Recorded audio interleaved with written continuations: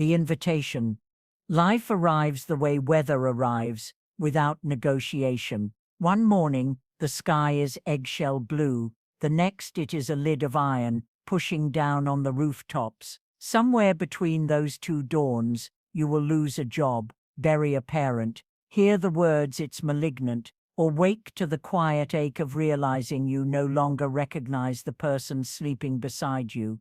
The question is never whether the storm will come. The question is whether you will meet it as a paper boat or as the still center around which the winds revolve.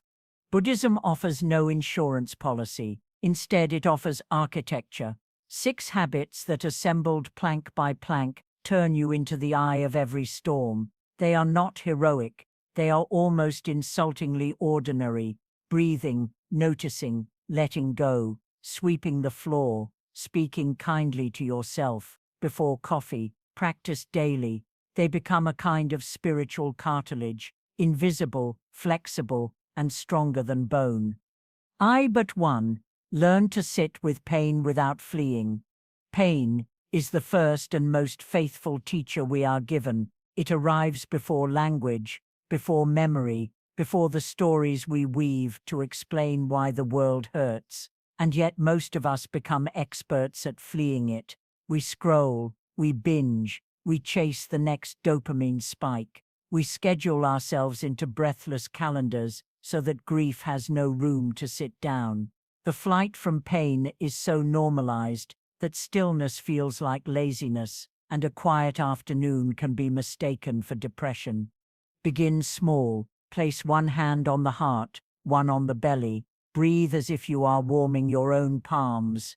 When the first throb of discomfort rises, tight chest, hot temples, the metallic taste of worry, do not reach for the phone. Instead, name the sensation the way a meteorologist names weather. Pressure building in the chest wall, possible precipitation of tears. Naming is a form of hospitality. It tells the pain it may stay as long as it teaches. In the Tibetan tradition, monks practice Tonglen, breathing in the suffering of the world, breathing out relief. You can practice micro-Tonglen in the grocery line. Breathe in the ache behind your eyes. Breathe out a softening. 5 cycles, 10 seconds each. The pain does not vanish, but its edges blur. You discover that pain, and you can inhabit the same body without declaring war. Over months, the body learns a new grammar. Ache becomes information. Grief becomes depth. Fear becomes the quickening that precedes growth. Eventually, you will encounter the day when pain arrives as a tidal wave, loss so complete, it seems to erase the shoreline of who you were. On that day, the habit will not feel like habit. It will feel like grace. You will sit, not because you are brave, but because you have practiced sitting. The wave will crash, and you will not drown. You will become the low tide that follows, exposing bright shells of resilience no storm could crush. Habit 2. Stop reacting. Start responding. Reaction is the mind's reflex. Response is its art. Picture 2 drivers at a red light that turns green and is ignored by the car in front. The first driver leans on the horn, heart racing, curses flowering in the mouth. The second driver exhales, counts 3 breaths, notices the child's car seat visible through the rear window, and considers that the driver ahead might be lost in the fog of a fresh divorce. Same light, same delay, 2 universes of experience. Training the gap between stimulus and action is like training a muscle. Start with the trivial, the lukewarm coffee, the slow internet, the colleague who chews too loudly. When irritation sparks, place the tip of the tongue against the back of the teeth and inhale for a count of 4. Feel the irritation like a match struck. Watch it burn out in the wind of attention, then speak or move. At first you will forget 9 times out of 10. The 10th time you remember, the muscle twitches awake. Over years the gap lengthens from a blink to a canyon. You will find yourself in the middle of an argument, hearing words rise in your throat, pausing and choosing silence instead. Silence, too, is a response. it can be the most devastating one. Eventually, the habit migrates from the traffic light to the hospital corridor, from the petty annoyance to the life-altering betrayal. One day, someone you love will say words sharp enough to draw blood, and instead of returning the wound, you will feel the old reflex rise and subside like a wave that decides, at the last moment, not to break. Habit 3. Discipline your mind every morning. The mind is a wild horse that believes it owns the pasture. Leave the gate unlatched, and it will trample the garden before breakfast. Morning discipline is not about punishment. It is about befriending the horse so thoroughly that it walks beside you without rope. Choose a time so early the sky is still deciding what color to wear. Sit on the same cushion, light the same candle, face the same wall, until the wall becomes a mirror. Begin with 5 minutes. Count breaths like beads, 1, 2, 10, start over. When thoughts wander, and they will wander, gently shepherd them back without scolding. You are not failing, you are noticing failure, which is itself a success. After a month, the cushion no longer feels like a punishment, it feels like home. Add 5 more minutes. Add a silent intention. Today I will speak only what is useful and true, or simply, may I be kind.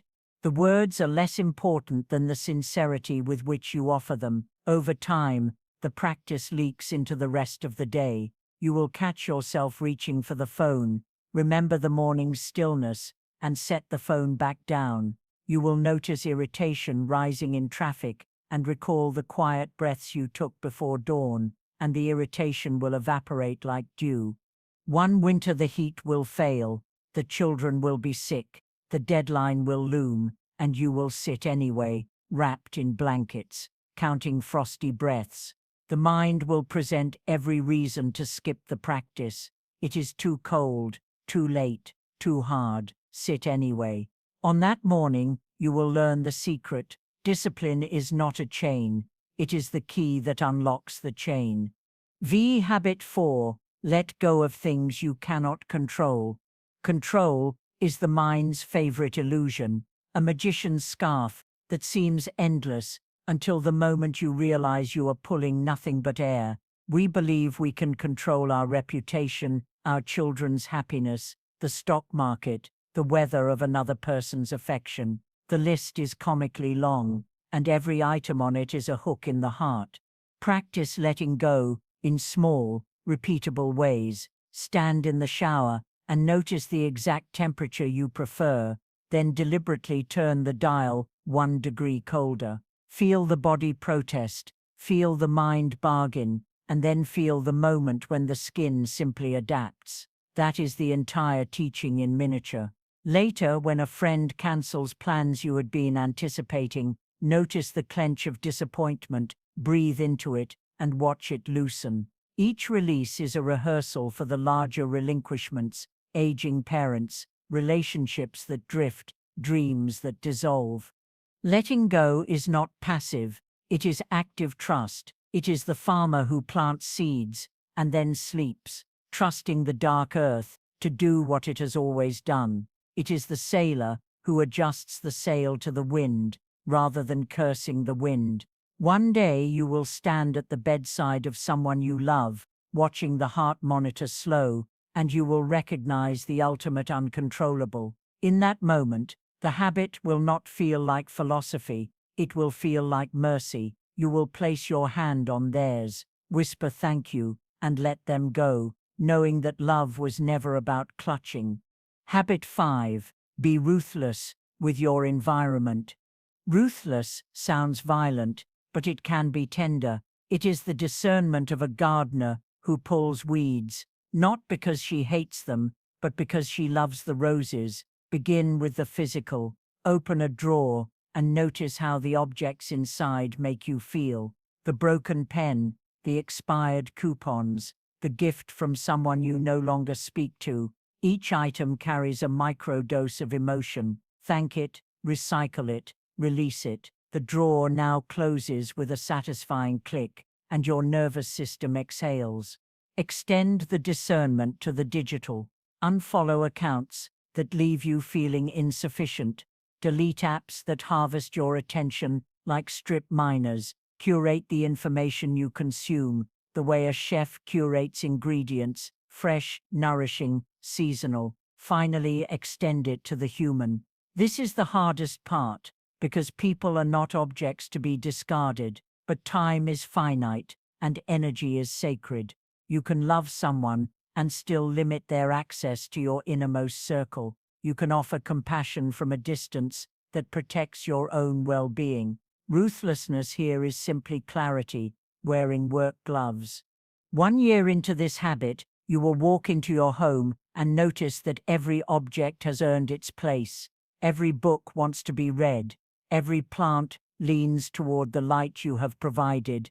Guests will linger longer, saying they feel peaceful without knowing why. You will know the outer world has become an echo of the inner one you have been quietly composing. Visav. Habit 6. Remind yourself daily who you are. Identity is a story told so often it hardens into fact. The story might be, I am the reliable one. I am the failure. I am too sensitive for this world. Buddhism invites you to notice the storyteller. Beneath every label is a luminous awareness that was never born and cannot die. Daily reminder is simply returning to that awareness before the world dresses you in its costumes. Choose a phrase, a mantra, a koan. Place it where you will see it before speech is possible, on the bathroom mirror, the lock screen, the inside of the front door. Mine is scrawled on a post-it above the kettle. I am the quiet at the bottom of the lake. When the kettle whistles, the words remind me that turbulence is surface, depth is still. On days when grief arrives like a delivery I did not order, the note is a lifeline back to what remains untouched. Over years, the reminder becomes unnecessary. You carry it in the cadence of your step, the softness around your eyes. One afternoon, a stranger will ask for directions, and as you speak, they will suddenly tear up, saying only, "You seem so calm." You will realize the reminder has done its work. You have become the living echo of the words you once pasted on walls. The compound effect of small daily wins. The bamboo farmer plants seeds and sees no sprout for 5 years. During those years he waters, weeds and waits, trusting the root system growing unseen beneath the earth. Then, in the 6th year, the bamboo shoots up 90 feet in 6 weeks. The growth was not sudden, it was simply invisible. Each habit above is a seed, sitting with pain for 3 breaths, choosing a thoughtful response, once meditating for 5 minutes, letting go of one expectation, clearing one drawer, whispering one true sentence. These seem laughably small, but the mathematics of the soul is exponential. 1 + 1 + 1, compounded daily, becomes a life whose quiet strength astonishes even its owner. Measure the wins, not in outcomes but in presence. Today you noticed the ache behind the eyes and did not reach for the bottle. Today you paused before replying to the sarcastic text. Today you woke 10 minutes early and sat in silence. Record these wins in a notebook no one else will read. Over months the pages swell like a river in monsoon, and you realize you have become fluent in a language you once spoke only in broken phrases. When the storm returns, there will come a season when all 6 habits feel like paper umbrellas against a hurricane. The diagnosis, the divorce, the global crisis. Choose your apocalypse. The mind will scream that these practices are too small, too gentle, too slow. This is the moment they prove their worth, because habits are not armor, they are cartilage. They do not prevent impact, they absorb it. You will still bend, but you will not break.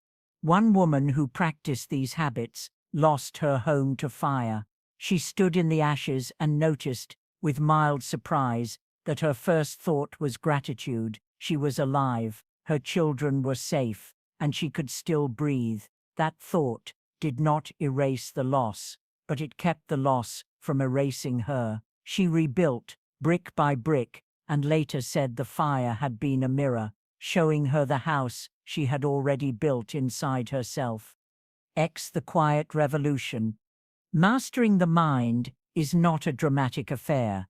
It is the quiet revolution of choosing tea over rage, silence over sarcasm, one more breath before closing the argument. It is the accumulation of moments so humble they escape notice until years later someone asks how you became so unshakable, and you realize you have no single answer, only the memory of mornings when you sat still while the world spun, of evenings when you forgave yourself for forgetting, of midnights when you whispered, "I am here," into the dark.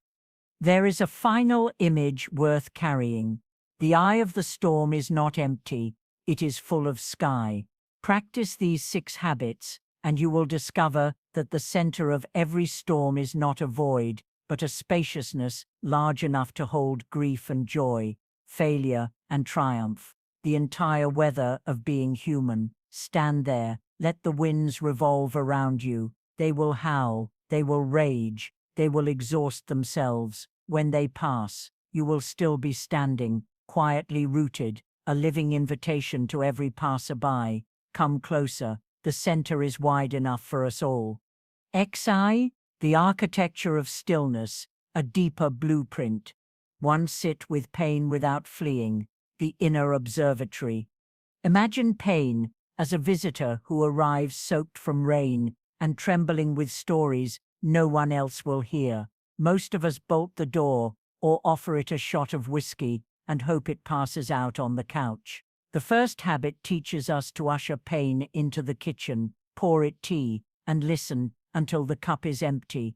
Start with micro practices. When the sharp email arrives, close the laptop, place one palm on the sternum, and count 10 breaths while noticing the texture of the anger, heat, vibration, a metallic taste behind the teeth. Name it aloud, softly. This is rage flavored with fear. The act of naming is a form of hospitality. It tells the visitor it has been seen. Over months, the body becomes a weather station. You learn that sorrow arrives as a cold front behind the eyes, that shame is a low-pressure system in the throat. You no longer brace against the forecast, you dress appropriately. Eventually, you discover the secret annex within every ache, a small, still room where compassion keeps watch. On the day your heart is broken, you will find yourself inside that room, lighting a candle for the part of you that hurts and the part of you that remains unhurt. 2. Stop reacting, start responding, the 3-second cathedral. Between stimulus and response, there is a corridor. Most of us sprint through it. The second habit teaches us to linger inside long enough to build a cathedral.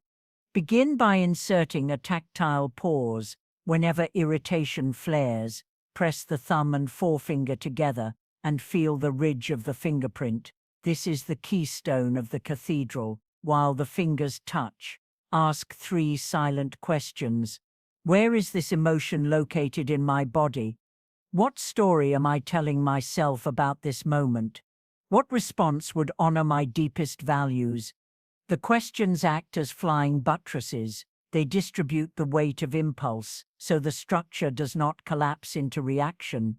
Practice first with mild irritations, cold coffee, traffic lights, autocorrect failures. After a year, you will one day hear devastating news. Feel the reflexive surge of panic, and without conscious effort, find yourself inside the 3-second cathedral, breathing beneath stained glass windows of your own making.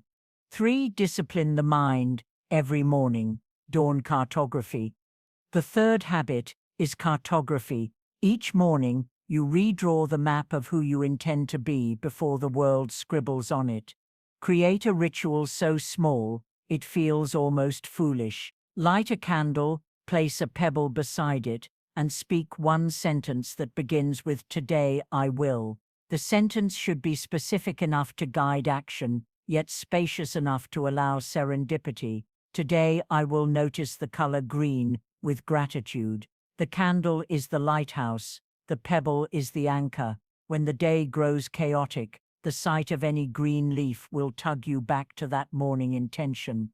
Over decades, the ritual accrues like coral. One morning, you will realize you have become the kind of person who, without remembering why, instinctively pauses at green lights to appreciate the hue of the signal itself. 4. Let go of things you cannot control. The open-handed palm. Imagine holding a handful of sand at the beach. Clench your fist and the sand escapes through the cracks. Open your palm and it stays. The fourth habit is the daily practice of opening the palm.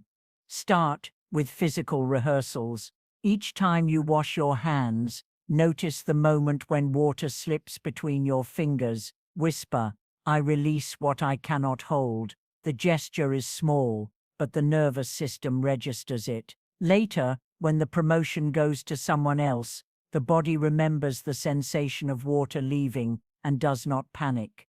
Eventually, the habit moves from objects to narratives. You learn to release not only traffic jams and weather forecasts, but also the subtler tyrannies, the need to be understood, the desire for perfect timing, the hope that the past could have been different. One day you will wake to news that would once have shattered your week, and you will feel the old reflex to clench rise and then dissolve, like mist burned off by a sun you cannot command. 5. Be ruthless with your environment, the curated garden. Ruthlessness here is not cruelty, it is curation. Imagine your life as a garden you are tending for the soul of a child you once were. Which plants nourish, which choke the light. Begin with a weekly audit. Choose one drawer, one playlist, one relationship. Hold each item or memory up to the question, does this help me become who I am becoming? If the answer is no, thank it and place it gently on the compost pile. The violence is in the hesitation, not the letting go. Gradually, the external world begins to echo the interior one. The living room holds only books that still whisper to you. The phone's home screen offers apps that cultivate rather than capture. One evening you will notice that people leave your house quieter than they arrived, carrying small pockets of peace they did not know they were missing. 6. Remind yourself daily who you are, the mirror in the well. The sixth habit is the daily lowering of a bucket into the well of identity. The water you draw up is never the same twice, but the rope is steady. Choose a mantra so short it can be whispered in a single exhale. Mine is simply here. Write it on the kettle, the steering wheel, the inside of the wallet. Each time you see it, pause for one heartbeat and feel the soles of your feet. That heartbeat is the bucket touching water. Years later, when memory begins to fray and names slip like fish from a net, the mantra will remain, a silver thread stitching every version of you into one continuous fabric. You will stand in a grocery line, unable to recall why you walked in, and the word "here" will float up like a bubble from the deep. The cashier will see your eyes clear, and for a moment, both of you will inhabit the same bright stillness. The compound cathedral, how small winds become unbreakable. Imagine a mason placing one stone each day. On day 1, the stone is laughably insignificant. On day 1825, it is part of a wall that will outlast empires. The 6 habits are stones. No single day looks impressive, but one evening you will find yourself in a hospital corridor, holding the hand of someone you love, and you will notice that your breathing is slow, your mind lucid, your heart wide open, though it is breaking. The nurse will glance at you twice, trying to name the quality she sees. She will not know it is the compound interest of 10,000 small mornings. The return to the lake. Years after you began, return to the lake at dawn. The sky is still deciding its colors. The bird still calls once. Nothing external has changed, yet everything is different.